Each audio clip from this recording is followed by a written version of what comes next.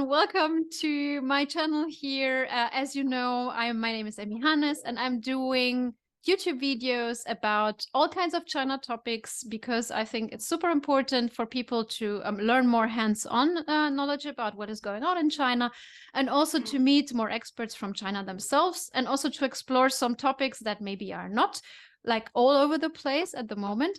And today we're talking with a very special guest that I have known before already. His name is Lixin LIU. Welcome, Lixin. I'm super happy to have you here. Thank you. Thank you so much for having me. Lixin is the CEO of Keystone, which is a hardware wallet for crypto. And he has a lot of experience in crypto in general. He was working for he was head of hardware at Kobo, building infrastructure for cryptocurrencies.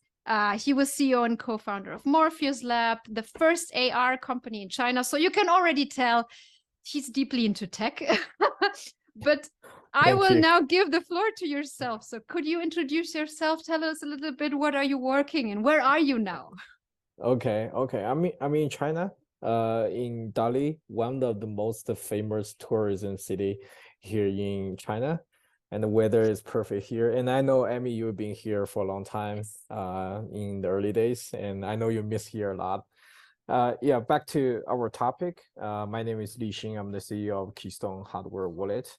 And I think I'll skip the non-crypto part of my career, but focus more on the career on the crypto part, because that will take too long for that. Probably. So, your career is so long and impressive. Yeah. I've been working on AR. I've been working on drones, and also I've been working on different products in China, also different products overseas. So I'll just focus on the crypto part. So my name is Lixin, and I knew Bitcoin back in 2009 when I was in college, and but I didn't buy any Bitcoin at that time. So after about 4 years, it came to 2013. I came across Bitcoin again, and I surprisingly found that there's kind of consensus was kind of built up for Bitcoin. So that's the first time I bought my Bitcoin on Mt. Gox. Yeah, it's another sad story. Yeah, so but I just bought Bitcoin. I didn't do anything like mining, or my career is also different, is a different path compared to crypto or Bitcoin. And in 2017, I was incubated by one of the biggest miners here in China to make hardware wallet. Because before the incubation, I was working on a drone. I was working for a drone company, which was founded by two PhDs, graduated from Stanford University. And we also successfully launched our drones in the States, and we also got into Apple Store for that product, the real Apple Store. Yeah, the real App Store. You can see our product and other products in the Apple stores. Yeah, so in 2017, I started working on the hardware wallet. I was incubated by one of the biggest miners in China. And at that time, we were under a big, giant crypto company here in China called Kobo. So I was working for Kobo to build the hardware wallet for Kobo. And then we spin off from Kobo in 2021, which is last year. We spun off from Kobo and started a new brand, Keystone. So Keystone is the latest product, the latest hardware wallet we're building. And for the hardware wallet, we were kind of in the era of Kobo, we were dedicated to Bitcoin security, because at that time I was kind of a close-minded Bitcoin maximalist. And we were working on Bitcoin for over 3 years. And after pivoting from the old brand Kobo to Keystone, we started working on stuff for Web3, because in the middle of 2021, I was kind of convinced by the vision of Vitalik, the vision of Ethereum, and other Web3 stuff. So we started working on Ethereum, and luckily, we were picked by MetaMask as one of the official hardware wallet partners. Because when we were working on Bitcoin, actually, we knew MetaMask at that time. They invited us for integration, but we refused that because we just want to focus on Bitcoin at that time. It kind of ridiculous, but this is the story. Well, yeah. and we were invited by MetaMask, and then we did integration with MetaMask as well as for MetaMask Mobile. So right now, Keystone is the only hardware wallet that's integrated with MetaMask Mobile, both integrated with MetaMask Mobile and the MetaMask extension. And I knew Amy because at that time we were working on, we were trying to tackle into Solana community, and we were closely working with one of the top Solana wallets.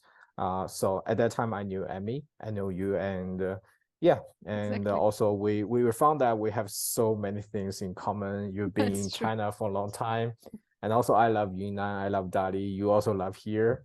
Yeah, so yeah, that's why we're here. Yeah, that's the story. That's so cool. And I really liked how from the beginning when we met, because we met working in for the crypto topic, I loved how you gave me insights about the crypto scene in China. So I think that this is a particularly interesting topic. There are so many misunderstandings. If I talk about China, people approach me and they say, crypto, there is nothing happening in China. And I told them, no, that's actually not true at all. So can you tell us a bit more about the crypto sphere or the ecosystem of crypto in China? Like, what is going on there? So many people think it's banned or it's, I don't know, repressed or whatever, but actually we know that it's very alive and well and thriving. So yeah, give us some insights, because I haven't been in China either for 3 years. Okay. I think if we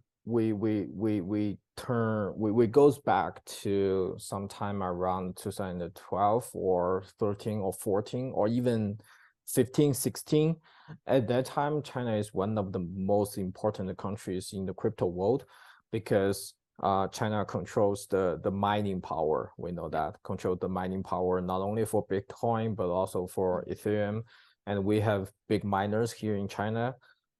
They are super legit. For example, when they find a spot which is good for building a mining farm, it takes them like 6 weeks to like import all the mining rigs into that place and set everything up, set the factory and set the electricity and set the heat control, this kind of stuff. Only within 6 weeks. So they're super legit for mining. And also we have the biggest mining pools here in China. Yeah, I think those are the old days. Those are the old glories of Chinese people getting into crypto. Yeah. And then it comes to Ethereum. So actually in the early days of Ethereum, Chinese community is the biggest supporter for Vitalik. So at that time, Vitalik come to Shanghai, come to Hangzhou for fundraising. And there are, I think, 3 or 4 crypto funds. At that time, we don't have the concept of crypto funds. We have just like traditional like venture capitals. And they really believe in Vitalik's vision for the future of blockchain, aside from Bitcoin. So at that time, they were the early supporters of Ethereum. And also at that time, there are Ethereum developers here in China. And also we built, in the early days, Chinese built one of the best mobile Ethereum wallets, which is Token. And also it comes to ICO. So when it comes to ICO, everything changes because with the ICO, a lot of non-technical people, they're getting into the space.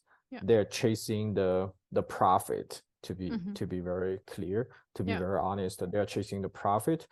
And I don't want to use the word, but actually they're just gamblers. So in China, in the culture of East Asia, I think the gambling culture is stronger than Western countries. So those people, they also get into crypto. So then the Chinese community of crypto became kind of mixed by some hardcore builders and some gamblers. Yeah, so that's the situation. I think that's the situation from 2017, since the ICO, to around 2019 or 2020.